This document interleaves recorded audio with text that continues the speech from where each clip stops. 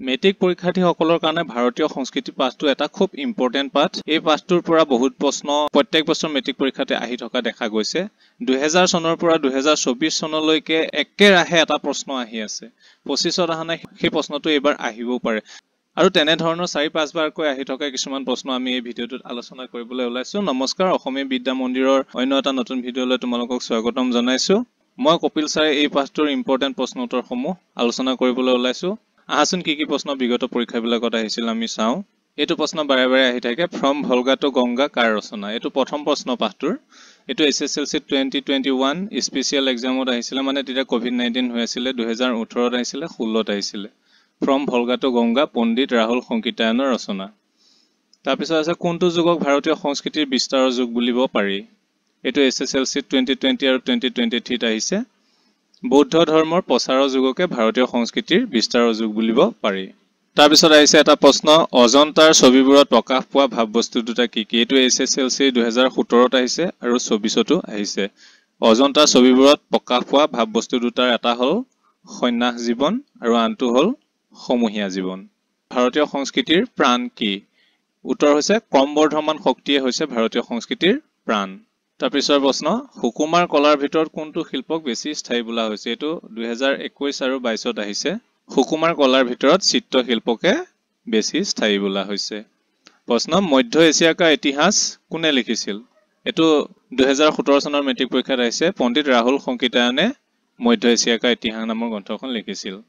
তাৰপিছত আছে অজন্তাৰ ছবিবোৰে ভাৰতীয় সংস্কৃতিৰ কোন যুগৰ কথা সোঁৱৰাই দিয়ে? এইটো এটা মেকিং কুৱেশ্যন। এইটো 2008 চনত আহিছে। অজন্তাৰ ছবিবোৰে ভাৰতীয় সংস্কৃতিৰ বৌদ্ধ যুগৰ কথা সোঁৱৰাই দিয়ে।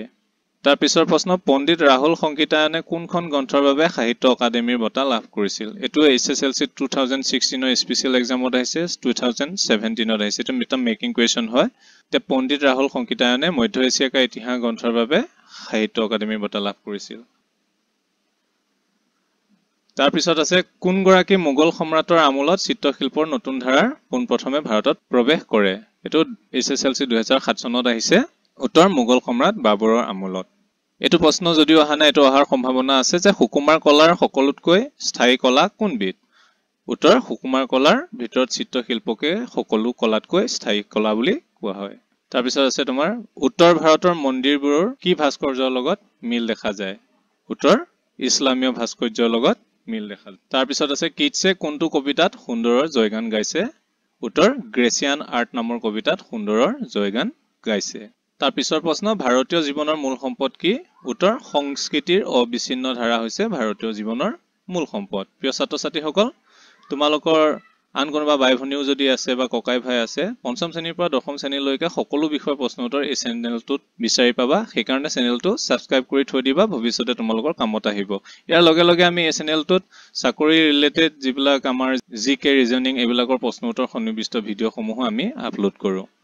প্ৰশ্ন, ইছলামীয় ভাস্কৰ্যৰ মূল বৈশিষ্ট্য কি? উত্তৰ গঠনৰ সৰলতা আৰু সূক্ষ্মতা হৈছে ইছলামৰ ভাস্কৰ্যৰ মূল বৈশিষ্ট্য বা সম্পদ। নেক্সট কুৱেশ্যন, ভাৰতৰ দ্বিতীয়গৰাকী ৰাষ্ট্ৰপতি কোন আছিল? এইটো SSLC 2017 কম্পাৰ্টমেণ্টেলত আহিছে আৰু 2019ৰ ডাইৰেক্ট মেট্ৰিক পৰীক্ষাত আহিছে। উত্তৰ ভাৰতৰ দ্বিতীয়গৰাকী ৰাষ্ট্ৰপতি হৈছে ডক্টৰ সৰ্বপল্লী ৰাধাকৃষ্ণন, যিজনৰ নামত আমি শিক্ষক দিৱস পালন কৰোঁ। প্ৰশ্ন, সুৰ বস্তুৰ ওপৰত লোকসংগীতৰ প্ৰভাৱ বুলিলে কি বুজা? এইটো 2023 চনত আহিছে। উত্তৰ ভাৰতৰ সংগীতত এটা নতুন বস্তু দেখা যায়, সেয়া হ'ল গাম্ভীৰ্যৰ লগত ঠায়ে ঠায়ে এক উৰণীয়া ডাৱৰ সংযোগ দেখা যায়। ইয়াকে সুৰ বস্তুৰ ওপৰত লোকসংগীতৰ প্ৰভাৱ বুলি ক'ব পাৰি। নেক্সট প্ৰশ্ন, দাক্ষিণাত্যৰ ভাস্কৰ্যৰ বৈশিষ্ট্য কেনেধৰণৰ? এইটো মেট্ৰিক পৰীক্ষা 2006 আৰু 2008 চনত আহিছে। উত্তৰ দাক্ষিণাত্যৰ ভাস্কৰ্যৰ এক সুকীয়া বৈশিষ্ট্য আছে। ইয়াত কোণ আৰু সৰলৰেখাৰ ব্যৱহাৰ দেখা যায়। ইয়াৰ গঠন প্ৰণালীও সুকীয়া। ইয়াত পুনৰাবৃত্তিৰ স্থান নাই। তদুপৰি দাক্ষিণাত্যৰ ভাস্কৰ্যত বাহিৰৰ প্ৰভাৱ পৰা নাই। নেক্সট কুৱেশ্যন, ভাৰতীয় ভৌগোলিক জীৱন বৈচিত্ৰ্যময় কথাষাৰৰ যথাৰ্থতা বিশ্লেষণ কৰা। এইটো SSLC 2017ত আহিছে। ইয়াৰ উত্তৰটো মই লিখি দিছো, তোমালোকে চাই লিখি ল'বা। ভিডিঅ'টো পষ্ট কৰি ল'বা বা স্ক্ৰীনশ্বট লৈ পেলাই লিখি ল'বা। নেক্সট কুৱেশ্যন, যে অজন্তাৰ ছবিবোৰত দুটা ভাৱবস্তু প্ৰকাশ পাইছে, এই দুটা ভাৱবস্তু কি কি পাঠৰ আধাৰত বুজাই লিখা? এইটো SSLC 2008 আৰু 2017ত আহিছে। উত্তৰটো চাই লৈ লিখি ল'বা আৰু মনত ৰাখিবা, পৰীক্ষালৈ বেছি দিন নাই। তোমালোকৰ ছমহীয়া পৰীক্ষা, মেট্ৰিক পৰীক্ষা সকলোতে এইবোৰ প্ৰশ্ন আহি যাব। নেক্সট কুৱেশ্যন, সাধাৰণতে সকলো আৰ্টৰ মূলতে দুটা বিপৰীত পন্থাই কাম কৰে। এই পন্থা দুটা কি কি? ই কেনেধৰণে কাম কৰে? এইটো কেইবাবাৰো আহিছে চোৱাচোন। 2018ত আহিছে, 2021ত আহিছে, 2024ত আহিছে, 2025তো আহিছে। নেক্সট এক্সামত আকৌ আহি যাব পাৰে। সেইকাৰণে এইটোৰ প্ৰশ্ন উত্তৰবিলাক মনত ৰাখিবা যে এই পন্থা দুটা হৈছে 1 কাৰুকাৰ্য আৰু জাকজমকতা, 2 সংযম আৰু আড়ম্বৰহীনতা। এটা পন্থাই বাহ্যিক আৰু দৃষ্টিমুখৰ আড়ম্বৰৰ জৰিয়তে প্ৰকাশ বিচাৰে, আনটো পন্থাই মানুহৰ অন্তৰাত্মাক স্পৰ্শ কৰি অভিভূত কৰি তোলে। প্ৰথমটোৱে প্ৰায় বিৰাট পটভূমিৰ অৱতাৰণা কৰে, দ্বিতীয়টোৱে নকৰে। প্ৰথমটোৰ বহিৰ্জাগতিক বিস্তৃতি আছে, দ্বিতীয়টোৰ নাই।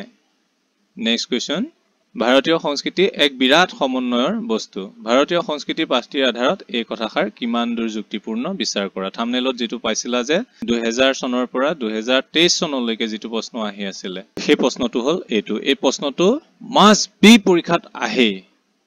এই প্ৰশ্নটো চাই ল'বা। চোৱাচোন কিমান চনৰ পৰা আহিছে। 2000 চনত আহিছে, 2001ত আহিছে, 2002ত আহিছে, 6ত আহিছে, 7ত, 19ত, 23ত, 24-25ত অহা নাই। 2026 চনত আহাৰ 99% সম্ভাৱনা আছে। এই প্ৰশ্নটো আন কেইবা ধৰণো আহে, সেইটো নাইবাদি লিখি দিছো মই, যে ভাৰতীয় সংস্কৃতি সমন্বয়ৰ আদৰ্শৰে জীয়াই আছে। ভাৰতীয় সংস্কৃতি নামৰ পাঠটিৰ আধাৰত কথাষাৰ বুজাই লিখা। বা এনেধৰণেও আহিব পাৰে যে ভাস্কৰ্য আৰু সুকুমাৰ কলাৰ ক্ষেত্ৰত ঘটা সমন্বয় সম্পৰ্কে ভাৰতীয় সংস্কৃতি নামৰ পাঠটোৰ আলমত বুজাই লিখা। উত্তৰ, ভাৰতীয় সংস্কৃতি সাগৰৰ দৰে বিশাল আৰু গভীৰ। নদী উপনদীৰ সৈতে যিদৰে সাগৰক পৰিপুষ্টি দান কৰে, তেনেদৰে ভাৰতীয় সংস্কৃতিকো বিভিন্ন জাতি উপজাতিৰ ভাষা সংস্কৃতিয়ে বিশালতা দান কৰিছে। আৰ্য, অনাৰ্য, মংগোলীয়, দ্ৰাবিড়, গ্ৰীক, হক, হুন আদি বিভিন্ন জাতি উপজাতিৰ এটা সময়ত ভাৰতলৈ প্ৰব্ৰজন ঘটিছিল। ইয়াৰ উপৰি আফগান, পাঠান, মোগল, ব্ৰিটিছ আদি বিদেশী জাতিৰ সংস্কৃতিৰ প্ৰভাৱত ভাৰতীয় সংস্কৃতিয়ে এক বিশাল ৰূপ লাভ কৰিছে। ইয়াৰ মূল কাৰণ হ'ল ভাৰতৰ ভৌগোলিক পৰিৱেশ। যিদৰে ভাৰতীয় মানুহৰ মনে প্ৰাকৃতিক দৃশ্যাৱলীৰ পাৰ্থক্য, জলবায়ুৰ পাৰ্থক্য আদিৰ দৰে অসামঞ্জস্যক স্বীকাৰ কৰি লৈছে, একেদৰে মনস্তাত্ত্বিক প্ৰস্তুতিৰে জীৱনৰ অসামঞ্জস্যকো স্বীকাৰ কৰি লৈছিল। ভাৰতীয় বিশাল ভূখণ্ডৰ আহ্বানত যিদৰে বাহিৰৰ পৰা ন মানৱপুঞ্জ আহি ভাৰতলৈ আহিছিল, তেনেদৰে ইয়াৰে প্ৰত্যেকে ব্যক্তিগত প্ৰতিভা অনুসৰি ভাৰতীয় সংস্কৃতি ৰচনাত বৰঙণি যোগাইছিল। বিভিন্ন দেৱ-দেৱীৰ পূজা সম্পৰ্কে যি প্ৰচলিত নিয়ম আছে, তাৰে বেছিভাগেই দ্ৰাবিড়সকলৰ প্ৰভাৱ বুলি ক'ব পাৰি। তেনেদৰে মৃতকক সৎকাৰ কৰা, লিংগ পূজা আদিও অনাৰ্য যুগৰ অৱদান। তদুপৰি কামাখ্যা দেৱীও আদিতে অনাৰ্য দেৱী আছিল। চুফীবাদ আৰু উপনিষদৰ মাজত যি মিল দেখা যায়, তাৰ মূলতে হ'ল ইছলাম আৰু ভাৰতীয় সংস্কৃতিৰ সমন্বয়ৰ প্ৰভাৱ। পণ্ডিত ৰাহুল সংকীৰ্তায়নৰ ফ্ৰম ভলগা টু গংগা নামৰ গ্ৰন্থত এই সম্পৰ্কে বিশেষ তথ্য পোৱা যায়। হিন্দুস্তানী সংগীতত যি উচ্চাংগ দেখা যায়, ইছলামীয় সংস্কৃতিৰ প্ৰভাৱ পৰা দেখা যায়। ভাৰতীয় ভাস্কৰ্য কলাৰ কাৰুকাৰ্যত ইণ্ডো চাৰাচেনী কৃতি মন কৰিবলগীয়া।